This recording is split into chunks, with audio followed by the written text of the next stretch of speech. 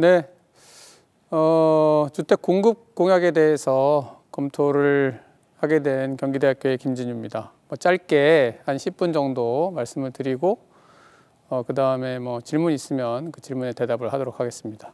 네, 다음 페이지. 전체적으로는 공급 공약에 대한 요약이 있고 그 다음에 공급 부분하고 수요 부분에 대한 검토, 그리고 그 다음에 과제라든가 이런 것들 부분이 있습니다. 공급 공약 요약에서는 가장 중요한 거는 총 공급량, 그리고 이제 그 수도권하고 서울 비수도권의 그 배분이 되겠습니다. 그래서 311만 호를 얘기하시는 분도 있고 250만 호를 얘기하시는 분도 있고, 또 특히 이제 이 전체 공급 물량은 한 6, 70만 호 이렇게 차이가 나지만 수도권에 대한 공급 물량은 상당히 많이 차이가 납니다. 그래서 수도권에 아주 대량으로 공급하겠다는 분이 있고 전체의 한 반 정도만 수도권에 공급하겠다는 분이 있습니다. 서울 수도권 공약 대체적으로 한 100만 호 부분들이 있습니다. 이거는 부동산 관련 기관인데 별도의 문제이기 때문에 넘어가겠습니다. 그래서 이걸 평가하는 기준은 대체적으로 이렇습니다. 필요성. 이제 아직도 우리가 공급 총량에 대해서 공약이 필요한가, 이런 부분. 그다음에 수요는 충분히 있는가. 그다음에 택지 부분은 충분히 있는가, 이런 거고요. 그다음에 임기 내 공급이 가능한가, 5년. 그다음에 이 용적률 500%나 700% 이게 어떤 의미인가, 그런 부분. 그다음에 구체적인 내용들이 있는가, 이런 것들에 대해서 한번 평가를 해보고요. 마지막으로 국토균형 발전에서는 이 공급 공약이 어떤 영향이 있을 것인가, 이런 부분도 한번 생각해 보겠습니다.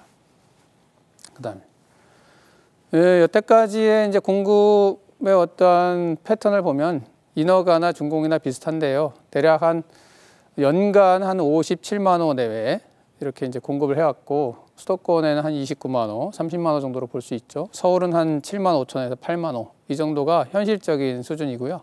그런데 이 그래프에서 보시다시피 상당히 최근 들어서 공급량이 상당히 줄어들었습니다. 그러니까 이건 여러 가지 이유가 있을 텐데 아마 공급을 확대하지 않은 정책적인 측면도 있겠지만 공급을 할 수 있는 택지라든가 이런 것들이 부족한 측면이 분명히 존재한다, 이렇게 볼 수 있겠습니다. 됐고요. 네. 다음. 수도권과 관련해 가지고 인구 이동과 이 수도권의 주택 공급은 어떤 영향이 있는가를 한번 살펴보면은, 왼쪽에 있는 그래프를 보게 되면 상당히 한 2000년대 초반까지만 하더라도 공급량과 수도권 순인구 이동이 같이 움직였습니다. 그런데 최근에 와서는 상당히 좀 다른 모습을 보이죠.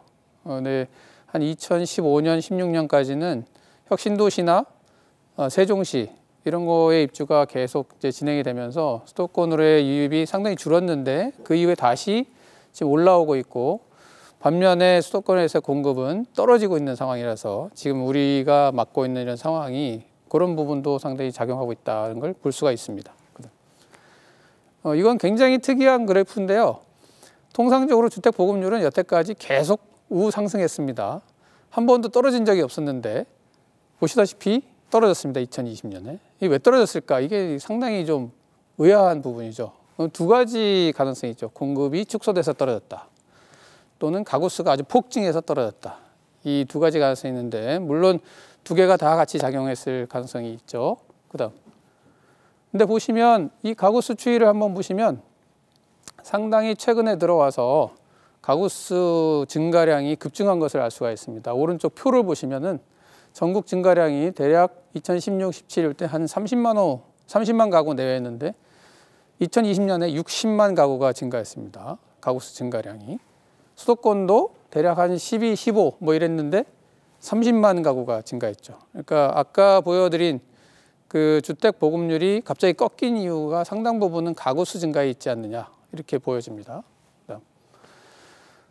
그다음에 이제 주택 수급의 문제인데, 우리가 주택을 연간 57만 호 이렇게 공급한다고 다 이렇게 순 증가하는 게 아닙니다. 왜냐하면은 주택 인허가라든지 준공 부분은 그 전에 철거된 부분을 감안하지 않거든요. 근데 우리가 완전히 새로운 부지에다가 주택을 공급하면 그게 순증가하겠지만 상당 부분은 정비사업을 통해서 증가를 시키기 때문에 대략 정비사업, 재개발, 재건축을 통해서 주택을 공급하는 경우에는 많아야 한 5, 60%, 적은 평균적으로 한 30% 정도가 증가합니다. 만약에 10,000호를 공급했다. 그럼 원래 그 자리에 한 7,000호가 있었는데 10,000호를 공급한 것이 되는 것이죠. 그러니까 순증은 한 3,000호밖에는 안 되기 때문에 실제 증가량은 그보다 훨씬 적다는 걸 알 수가 있고 5년간 수도권의 가구 수 증가량과 거의 맞먹는 100만 호 정도가 증가했습니다. 순증가. 그다음.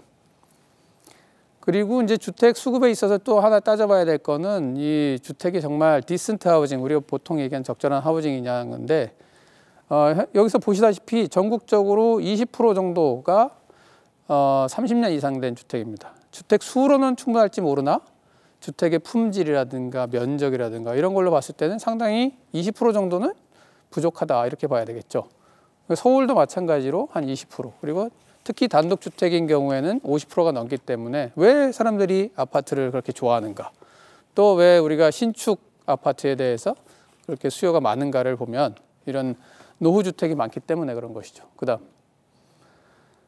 전국적으로 한 900만 가구가 무주택으로 살고 있습니다. 수도권에 한 500만 가구가 있고요. 서울에도 한 200만 가구가 있습니다. 그래서 이런 측면을 봤을 때 이제 공공임대주택을 얼마나 지어야 될까 뭐 이런 생각을 할 수 있는데 이 부분도 상당히 좀 중요한 부분이라고 할 수가 있겠습니다. 그다음 그런데 이제 임대주택을 여태까지 공급한 거를 보면은 지난 5년간 우리가 한 14만 호에서 15만 호 정도를 공급을 했습니다. 그 중에 7만 호 정도가 신축으로 공급을 한 거고요, 새로.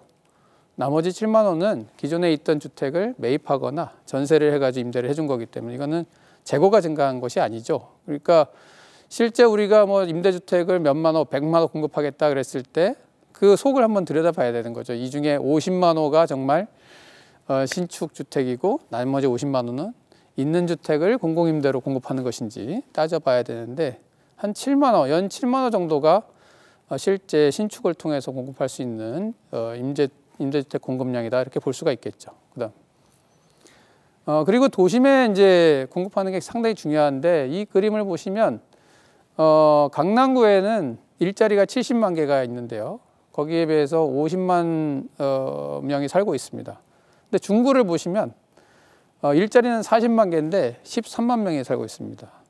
그러면 왼쪽 강남구 같은 경우에는 일자리의 한 70% 인구가 살고 있는 반면에 중구 같으면은 한 30%밖에는 살고 있지 않죠. 그러니까 여기는 상당히 주택의 수요도 많고 짓기만 하면 뭔가 우리가 효과를 뚜렷하게 느낄 수 있는 그런 곳이라고 볼 수가 있어서 이게 이제 정비사업이나 우리가 도심의 이러한 재개발이나 재건축을 통해서 고밀 개발해야 되는 이유가 될 것입니다.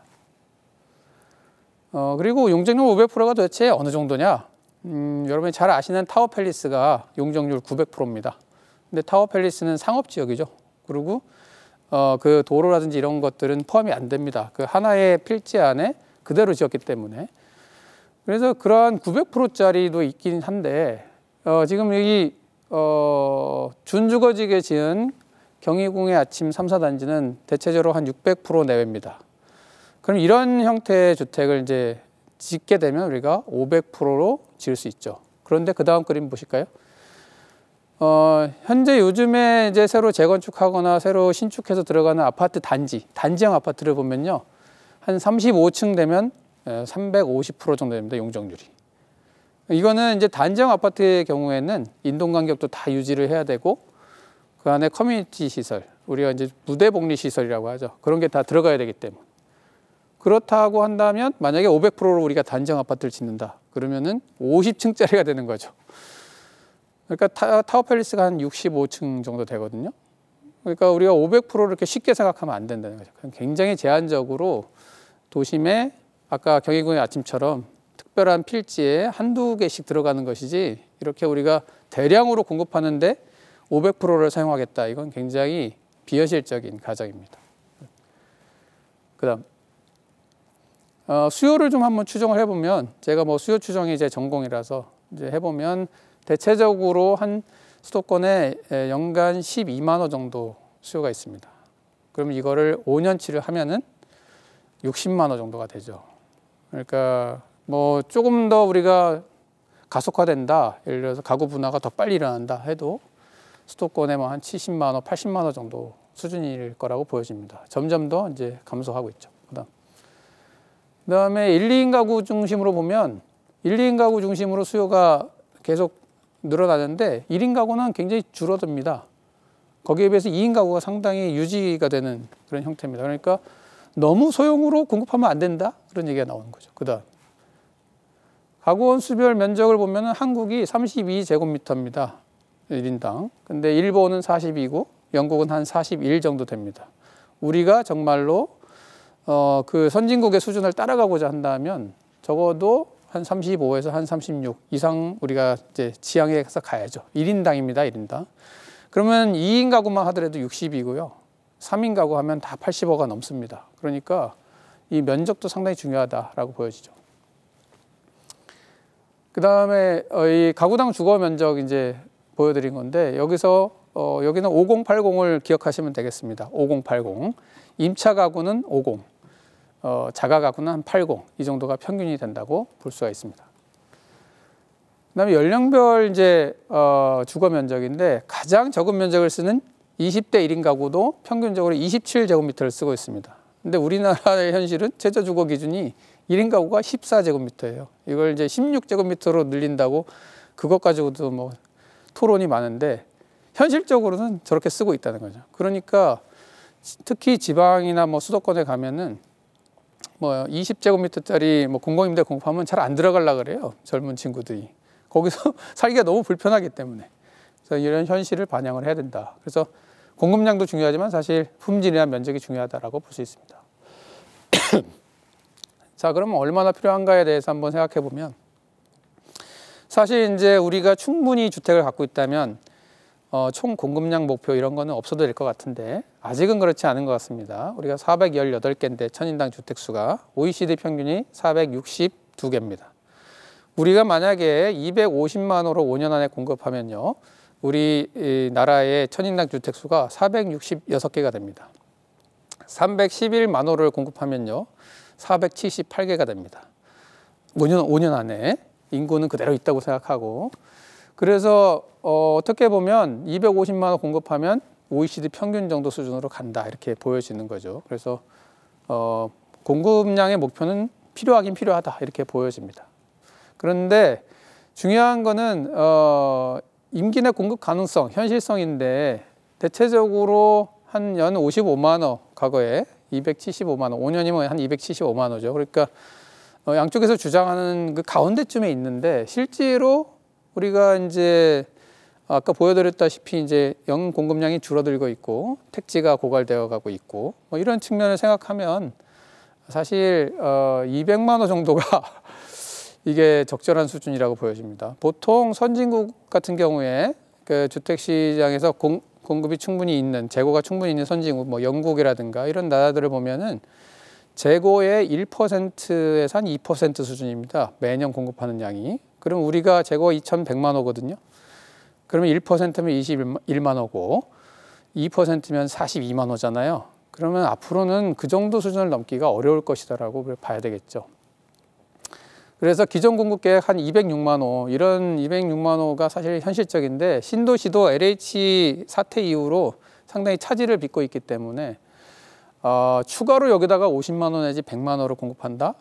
이 현실성이 좀 떨어진다라고 보여집니다. 그 다음에 4종 일반 주거 지역을 만들어서 이제 준주거 지역과 차별화해서 하겠다 이런 이제 공약도 있는데 거기에 이제 500% 공약이 있는 거죠.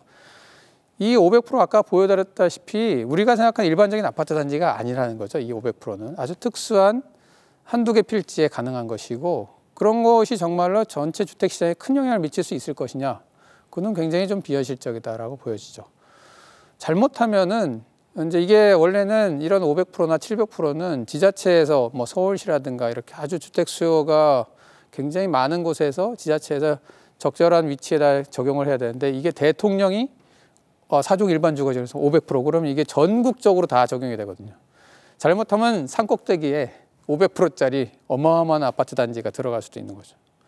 그런 일들이 빚어질 수 있기 때문에 이거는 상당히 신중해야 된다라고 보여지고요. 주거환경 악화라든지 이런 거 생각해야 되죠. 그다음 택지는 뭐 이제 이 택지 저 택지 다 끌어다 쓰실 이제 생각이죠. 그래서 서울에서는 뭐 당연히 택지가 고갈됐으니까 뭐 용산, 그다음에 뭐 김포공항, 뭐 저기 우리 태릉 뭐 이런 건데 도시 공간 구조 측면에서 봤을 때 용산이 과연 주택 공급에 쓸 만큼 그 땅이 그렇게 쉬운 땅인가 이런 생각이 들죠. 굉장히 중심에 위치하고 있고 상당히 서울이나 수도권, 우리나라 전체 발전을 위해서 중요한 역할을 해야 될 땅이기 때문에 그것 또한 좀 신중해야 된다 이렇게 보고요.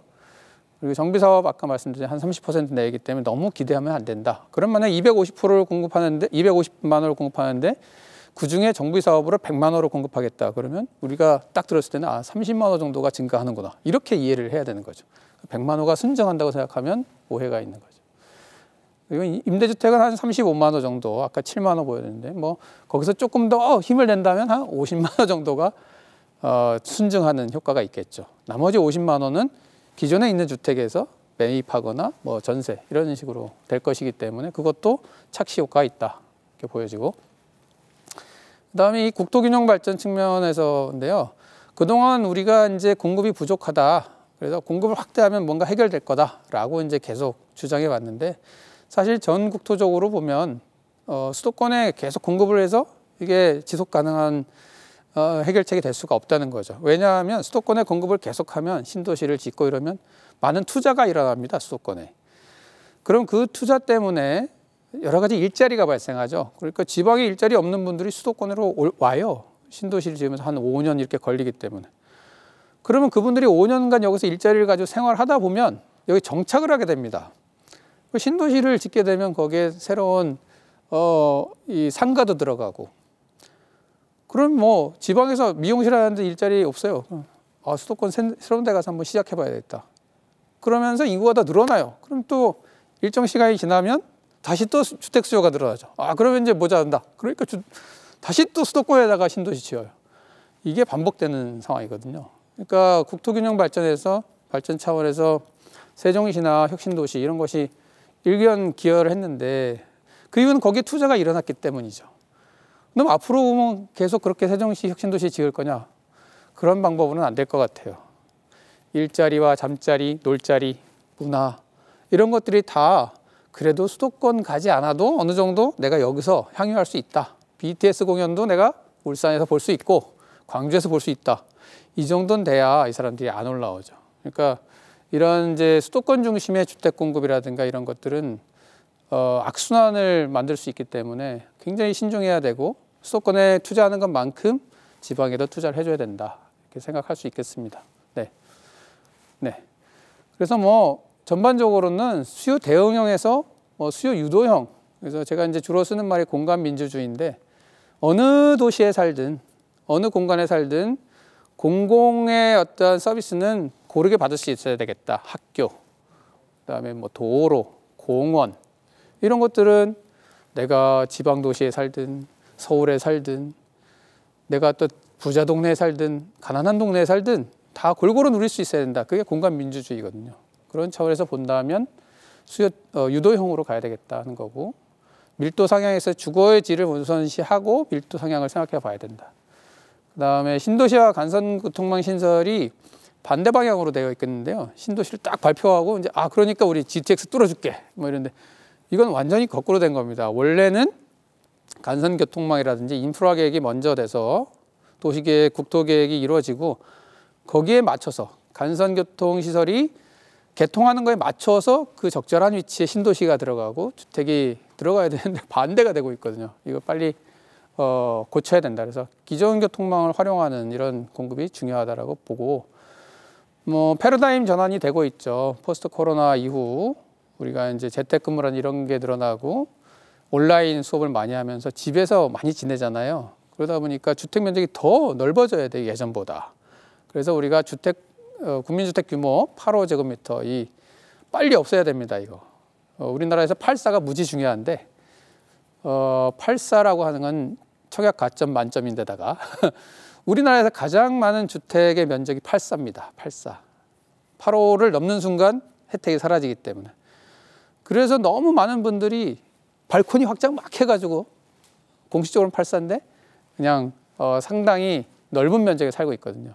그러니까 이 부분들을 빨리 풀어줘야 된다. 네. 뭐 앞에서 주로 한 얘기니까요. 뭐 이건 생략하겠습니다. 이 정도로 마치겠습니다.